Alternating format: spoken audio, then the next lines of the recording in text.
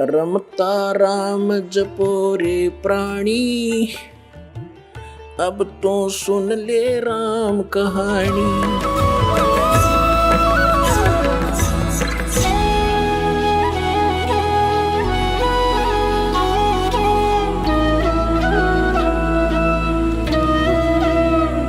अब जो प्रसंग चल रहा है, जिन महापुरुषों ने परमात्मा को देखा, उन्होंने बताया कि वो भगवान ऊपर रहता है, ऊपर, और वहां से चल कर आता है, हमें मिला, उसको मिला, ऐसे मिला, सारे प्रमाण है हमारे पास। अब वेद क्या बताते उस परमात्मा के बारे में, वो क्या लीला करता है? यदि वेदों में भी वही प्रमाण मिल जाता है जो उन महापुरुषों को मिला जिन्होंने बताया कि मुझे भगवान मिले परमात्मा और सचखंड लेकर गए, मुझे वापस छोड़ा, वो है परम अक्षर ब्रह्म, वो कंप्लीट गॉड है। और उसी वैसी ही लीला वेद बताते हैं, तो आप अपने आप समझ में आ जाना चाहिए, अग्रम अग्रम खत्म हो जानी चाहिए प्राणी की, और बिल्कुल हो जाएगी। और कहते हैं आँखों देख कर भी जो नहीं मानता, जान बूझ साची तजय और करे झूठ तने, ताकि संगत है प्रभु स्वप्न में बिना थी। इसे नालायक आदमी तो कहते स्वप्न में भी नहीं मिला, जो आँखों प्रमाण देख कर फिर बकवास करता है, झूठ बोलता है, रामपाल ये करता है, कहाँ लिखा दिखाने लग रहा है, मैं सारे सदग्रंथ प्रमाणित कर रहा हूँ, सामने दिखा रहा हूँ, फिर भी कहता है, झूठ बोलता है, तो वो स्वार्थी और काल का पक्का दूत है। उस व्यक्ति का मुंह नहीं लगना चाहिए, उसकी बात नहीं सुननी चाहिए अपने सफल होने के लिए।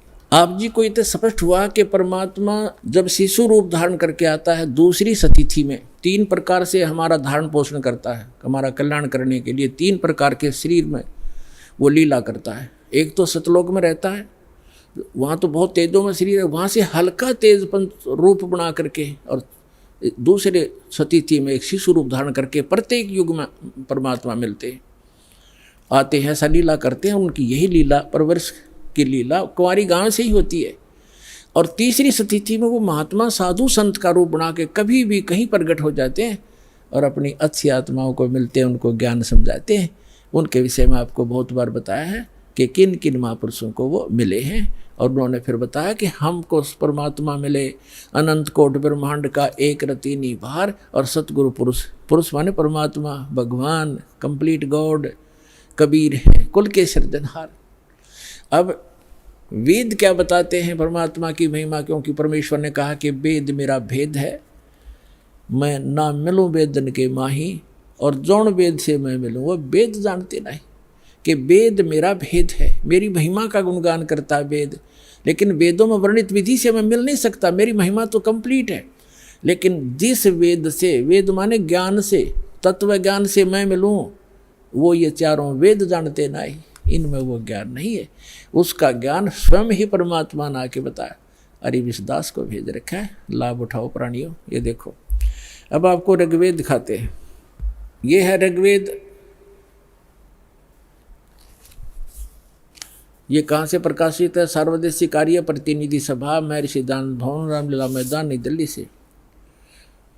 ये कौन इसके भाषा, आर्य भाषा ये मुद्रक है। कमाल की बात है कि जो व्यक्ति परमात्मा को निराकार बताते हैं कि वेदों में निराकार लिखा, वो अनुवाद कर रहे हैं। कैसी अद्भुत लीला उस परम पिता की पुण्यात्माओं आप पर रहम कर रखा है। यदि इन वेदों में ये ना लिख रखा होता, अनुवाद नहीं कर रखा होता इन्हीं के द्वारा, तो ये कभी भी आपको ऊपर नहीं आने देते कि रामपाल दास साची कह रहा है। लेकिन वो तो अन्य प्रमाण बहुत से देता दास, और भगवान जो लीला करता वो करके दिखाते, प्रमाणित तो हो जाता, लेकिन और ज़्यादा समय लग जाता। ये भ्रमित करने वालों का दाव लगा रहता। अब इनका दाव कति समाप्त हो गया। इन्होंने अपने कर कमल से अनुवाद कर रखा। अनुवाद सही है, उनकी सोच गलत है, उनका अनुभव गलत है। महर्षि दानंद ने सत्यार प्रकाश नामक एक पुस्तक का निर्माण किया है, रचना की है। उसमें उन्होंने स्पष्ट लिखा है कि मैंने इस पुस्तक का निर्माण वेदोनुसार किया है, वेदों के प्रमाणों को हल्का सरल करके लिखा है। और उसमें स्पष्ट है कि वेदों के विपरीत ज्ञान है सारा। महर्षि दानंद और उसके सारे चेले परमात्मा को निराकार बताते हैं, उसका कोई स्थान नहीं है, वो एक देशीय नहीं है, एक स्थान पर नहीं रहता। और देख वेद क्या बताते हैं, वो एक देशीय है, भवनों के सब लोकों के ऊपर के स्थान पर रहता है, और वहाँ विराजमान है, धूलोक के तीसरे पृष्ठ पर रहता है। एक देशीय है। तो ये महर्षि दयानंद कंप्लीटली अज्ञानी आदमी था पूर्ण रूप से, और उसी अज्ञान के आधार से उनके द्वारा भ्रमित आर्य समाज है। दास का उद्देश्य किसी की निंदा करना नहीं, केवल आपको सही दिशा देना उद्देश्य रखता हूँ कि आपके समझ में आया नहीं, ना इन ऋषि महर्षि इन ब्राह्मणों का समझ में आया, इस दास पर दया करी, इसका पूरा मानव समाज लाभ उठाओ, सबका कल्याण होगा। हमने किसी से द्वेष नहीं। ये देखो ऋग्वेद मंडल नंबर 9 सूक्त 86 और मंत्र नंबर 26 पढ़ेंगे। इसमें लिखा है कि यज्ञ करने वाले यजमानों के लिए परमात्मा, यज्ञ माने धार्मिक अनुष्ठान, करने वाले यजमान माने भक्त, साधना करने वाले साधकों के लिए परमात्मा सब रास्तों को सुगम करता हुआ उनके विघ्नों यानी संकटों को मर्दन करता है, नष्ट करता है, उनको पवित्र करता हुआ और अपने रूप को सरल करता हुआ। क्योंकि सतलोक में परमात्मा का रूप आपको बताया दास ने कि बहुत तेजों में है। अगर वो एज इट इज आ जाए यहाँ पर उसी तेजो युक्त शरीर से, जिसके एक रोमकूप में करोड़ सूर्य करोड़ चंद्रमा मिला दे, इतनी रोशनी तो हमारी चरम दृष्टि नहीं दे सकती। हम देख सूर्य को नहीं देख सकते, और वो तो करोड़ों सूर्य एक रोमकूप में इतना प्रकाश इतनी चंद्रमा मिला दे। तो इसलिए परमात्मा अपने रूप को सरल करके आते हैं। जैसे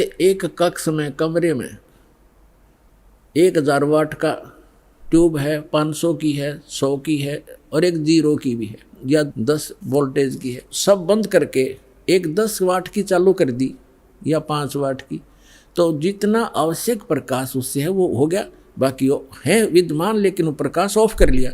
ऐसे वो परमात्मा का जो शरीर है इतना नूरी है, उसको कम करने के लिए वो अपने उस ऐसे स्विच ऑफ करके ओनली सिंपल सा प्रकाश युक्त शरीर यहाँ रख लेते। तो उसका प्रमाण यहाँ देखिएगा, ये पढ़ रहे हैं ऋग्वेद मंडल नंबर 9 सूक्त 86 मंत्र 26 पढ़ रहे हैं, 86 का 26। अपने रूप को सरल करता हुआ, अपने रूप को शरीर, अपने रूप को सकल को सरल करता हुआ वह कांति में परमात्मा। ये देखो इन्होंने यहाँ गड़बड़ी कर दी।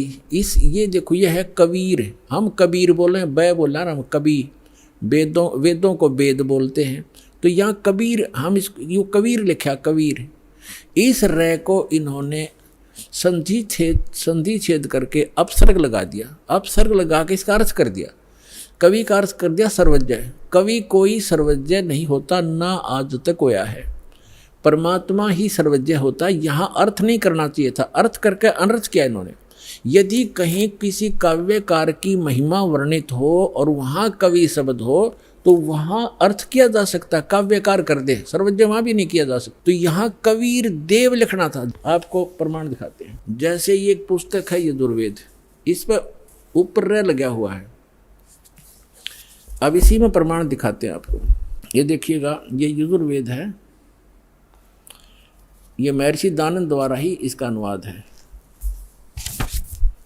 ये प्रकाशक सार्वदेशी कार्य प्रतिनिधि सभा 2/5 महर्षि दयानंद मैदान नई दिल्ली से, और ये महर्षि दयानंद द्वारा इसका अनुवाद है, और ये यहाँ से छपा। इसके हम आपको ले चलते हैं 36वें अध्याय के, यह 60-30 अध्याय यानी 36वां अध्याय 36, 60-30, 36, 36, 36। और यहाँ आगे हम ये यजुर्वेद है, और यहाँ देखिएगा इसका प्रथम मंत्र है। इसमें लिखा है कि रचम वाचम प्रपदे मनो यजु प्रपदे, ये यजु शब्द है, इसका 2 अपसर्ग लगा रखे। अब इसका अनुवाद महर्षि दयानंद जी ने यहाँ कर रखा है, देखिएगा इसमें यजु, ये यजु शब्द है, इसका अर्थ यजुर्वेद लिख दिया, बिल्कुल सही। अगर इसका अर्थ कर देता तो ये महिमा यजुर्वेद की थी, और यहाँ यजुर्वेद लिखना पड़ा, ये रे ला के, हमको यजुर्वेद बोलना, यजुर्वेद, तो यहाँ रे इसने यजुर्वेद लिखा, बिल्कुल सही लिखा। अगर यहाँ अर्थ कर देते तो महिमा यजुर्वेद की थी, तो कैसे समझते कि किसकी महिमा है, ये अनर्थ हो जाता। इसी प्रकार यहाँ इन अनुवादकर्ताओं ने कबीर का अर्थ लिखना था, कबीर देव। यहाँ कवि का अर्थ जैसे अपसर्ग भी लगे हैं, तो इसको लिखना था कबीर देव है उस परमात्मा का।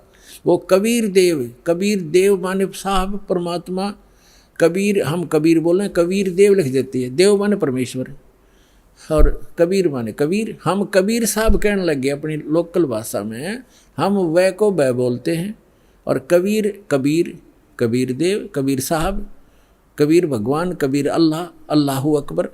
वेदों में उसको कबीर देव, अपनी मातृभाषा में वैसे लोकल लैंग्वेज में कबीर साहब, और कुरान शरीफ के अंदर उसको अल्लाहू अकबर यानी अल्लाह कबीर कहा है। ये है वही जो काशी में धानक रूप में रहा था। ये उन महापुरुषों ने प्रमाणित भी कर दिया कि हम सुल्तानी नानक तारे दादू को उपदेश दिया, जात जुलाहा भेद नहीं पाया, काशी माए कबीर हुआ, अनंत कोट ब्रह्मांड का एक रति निभार, और सतगुरु पुरुष कबीर हैं ये कुल के सिरजनहार। हमने फिर से ऋग्वेद ले लिया, यजुर्वेद रख दिया, क्योंकि अब हम इसको प्रमाणित कर रहे थे। ऋग्वेद मंडल नंबर 9 सूक्त 86 के मंत्र 26 को हम पढ़ रहे हैं। यहाँ आगे थे कि यज्ञ करने वाले यजमानों के लिए परमात्मा, यज्ञ माने धार्मिक अनुष्ठान, यानी साधना करने वाले साधकों के लिए परमात्मा सीधा सारस बन जाता है। सब रास्तों को सुगम करता हुआ, यानी उनके विघ्नों को, संकटों को मर्दन करता है, उनको पवित्र करता हुआ और अपने रूप को सरल करता हुआ, वह कांति में परमात्मा कबीर देव लिखना था यहाँ पर, कबीर देव विद्युत के समान क्रीड़ा करता हुआ, जैसे बिजली आती है बड़े स्पीड से, वर्णीय पुरुष को प्राप्त होता है। वर्णीय माने अच्छी आत्मा को मिलता है। यहाँ देखो 27 में क्या कहा, वो कहाँ रहता है वो परमात्मा, जो परमात्मा ध्रुव लोक के यानी तेजो में लोक के तीसरे पृष्ठ पर रहता है, तीसरे पृष्ठ पर विराजमान है। अब यहाँ दो कंसेप्ट तो कति क्लियर हो गए। वो परमात्मा ऊपर के लोक में रहता है, ध्रुव लोक के यानी तेजो में लोक के भी तीसरे स्थान पर, वहाँ 3 पार्ट है सतलोक के।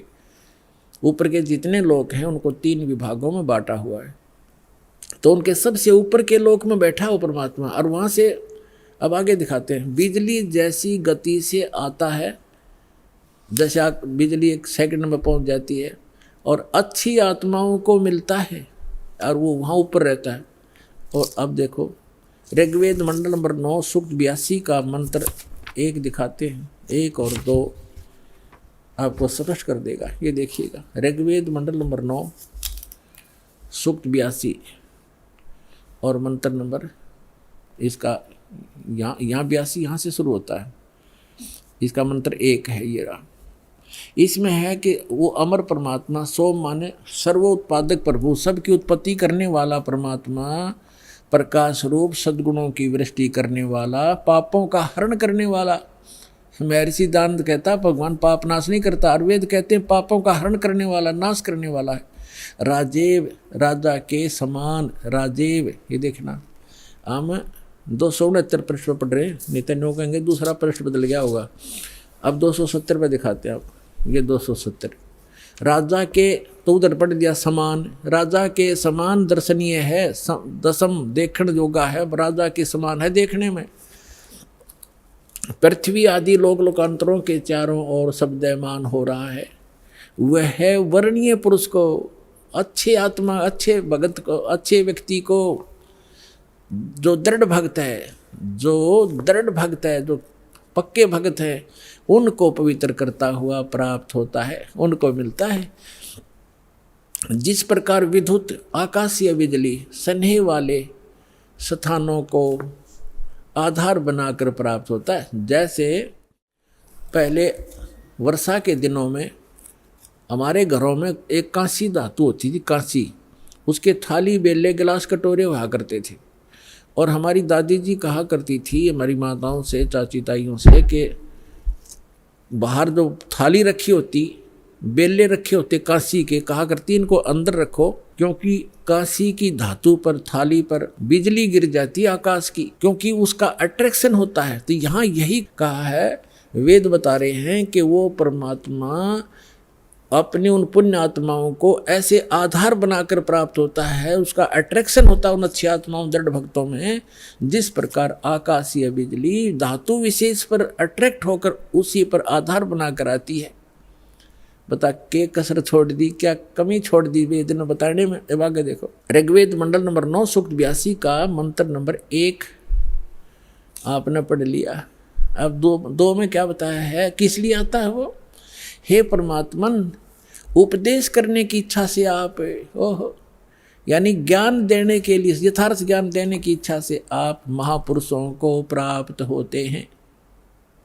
हो गया स्पष्ट कि जैसे आकाशीय बिजली आती है गतिशील होकर के यहाँ आते आप। और देखो ऋग्वेद मंडल नंबर 9 सूक्त 82 का मंत्र नंबर 3 में क्या कहा है,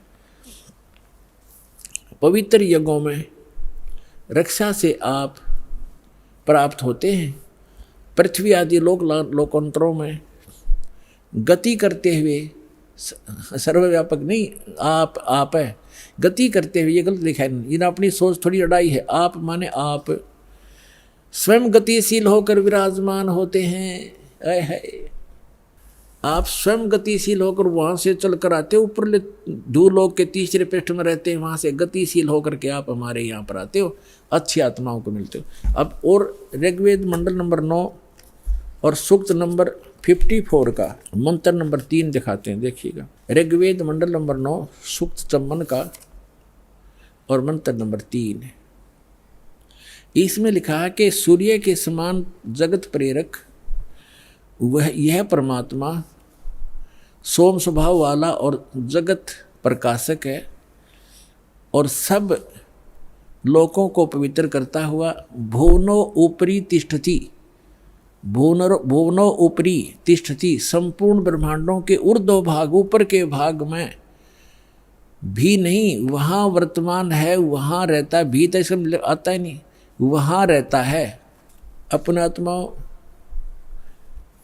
ऋग्वेद मंडल नंबर 9 सूक्त 20 और मंत्र नंबर 1 में क्या बताया है, ऋग्वेद मंडल नंबर 9 सूक्त 20 मंत्र 1 में, यो 20 मंत्र 1 में वह परमात्मा, यहाँ लिखना कबीर देव, ये कवि नहीं, ये कबीर देव, ये ऊपर लिखा कबीर देव, इस रे को इन्होंने यहाँ कबीर लिखना था, कबीर देव, वो कबीर परमेश्वर मेधावी, यहाँ लिखना कबीर परमेश्वर है, वह परमात्मा कबीर देव है, कबीर परमात्मा वह कबीर देव है जो सबका रक्षक है, विद्वानों की तृप्ति के लिए ज्ञान को देता है।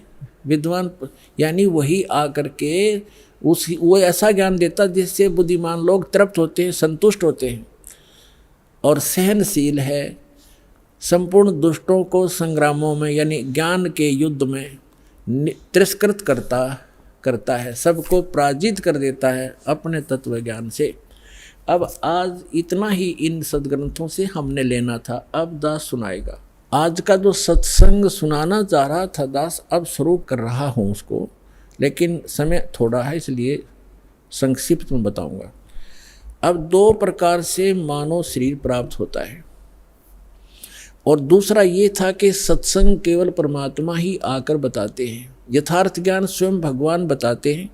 तो वो परमात्मा 600 वर्ष पहले आए थे, उन्होंने यथार्थ ज्ञान दिया, और वो अच्छी आत्माओं को मिलते हैं और उनको फिर यथार्थ ज्ञान से परिचित कराते हैं। उसके लिए परमेश्वर ने स्वयं कहा है, चारों युग में मेरे संत पुकारे, कोक कहा हम हेल रे, हीरे माणक मोती बरसे, ये जग चुगता ढेल रे। चारों युग में मेरे संतों ने आवाज लगा लगा कर, हेला देकर, आवाज ऊंचे स्वर में गूंज गूंज कर बोला है, और हमने भी चारों युग में मेरे संत पुकारे, मेरे संत जो मुझसे परिचित हुए, और कूक कहा हम हेल रे, हमने सब जगह आवाज लगा लगा कर ढोल के डंके पर कहा कि तुम साधना गलत कर रहे हो, तुम अपने ग्रंथों से परिचित नहीं हो बच्चों, हम जो ज्ञान दे रहे हैं ये मोक्षदायक है, तुम्हारा पाप नाश करेगा, तुम्हें सुख देगा। तो जो यथार्थ भक्ति मार्ग रूपी हीरे मोती लाल वो तुमने स्वीकार नहीं किए, और आन उपासना शास्त्र विधि त्याग कर मनमानी पूजा करके वो कंकर पत्थर इकट्ठे कर लिए जो जिनकी कोई कीमत आगे नहीं मिलनी आपको। तो यहाँ बताते हैं, चारों युग में संत पुकारे, कूक कहा हम हेल रे। और ये सत साधना, मोक्षदायक ज्ञान और भक्ति रूपी हीरे माणिक मोती बरसें, ये जग चुगता ढेर रे। हमरा ज्ञान किन्हें ना सुनिया, और पर भी लेन जात है दुनिया।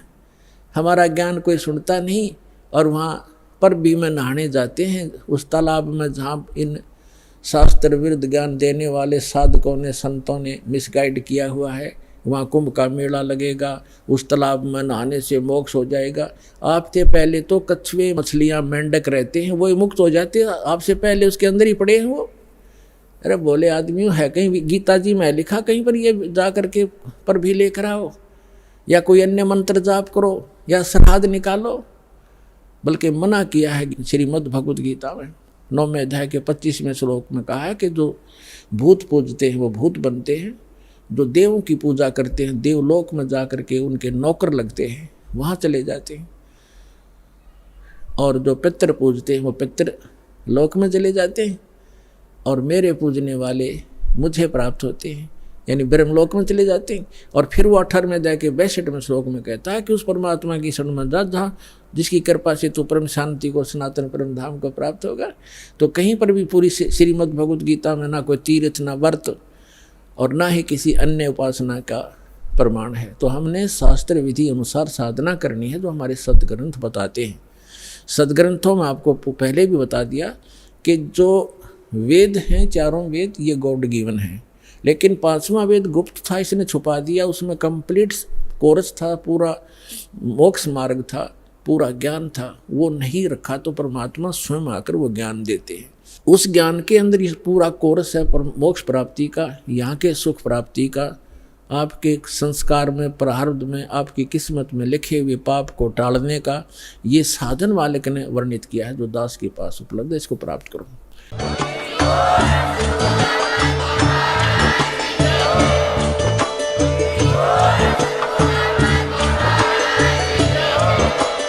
आप सुन रहे थे जगत गुरु तत्वदर्शी संत रामपाल जी महाराज जी के मंगल प्रवचन। अधिक जानकारी के लिए विजिट कीजिए हमारी वेबसाइट www.jagatgururampalji.org। संत रामपाल जी महाराज जी के शुभ आशीर्वाद से पूरे विश्व भर में 500 से भी ज्यादा नाम दीक्षा केंद्र हैं, जिन पर संत रामपाल जी महाराज जी द्वारा ऑनलाइन निशुल्क नाम दीक्षा दी जा रही है। अपने नजदीकी नाम दीक्षा केंद्र का पता करने के लिए संपर्क करें 8222880541।